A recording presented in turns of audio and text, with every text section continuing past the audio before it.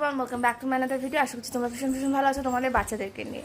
যারা নতুন বাবা মা হয়েছেন তাদের মধ্যে কিন্তু একটা এখন ভীষণ টেনশনের বিষয় হয়ে দাঁড়িয়েছে যে তাদের সদ্যজাত বাচ্চাগুলোকে কী করে এই গরমের থেকে বাঁচানো যায় বা কী করে তাদের টেক কেয়ার করা যায়।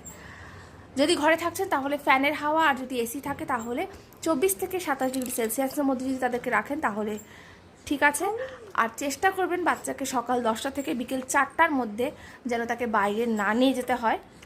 6 মাসের নিচের বাচ্চাদেরকে এক্সট্রা করে জল খাওয়ানোর কোনো প্রয়োজন নেই, কারণ তাদের নিড মায়ের দুধের থেকেই সম্পূর্ণটা পেয়ে যায়। আর 6 মাসের উপরে বাচ্চাদেরকে কিন্তু অবশ্যই এক্সট্রা করে জল খাওয়ানো খুবভাবে দরকার। আলাদা আলাদা মাসের জন্য আলাদা আলাদা করে জলের রিকোয়ারমেন্ট থাকে, সেটা না হয় অন্য কোনো সময় আমি বলে দেবো।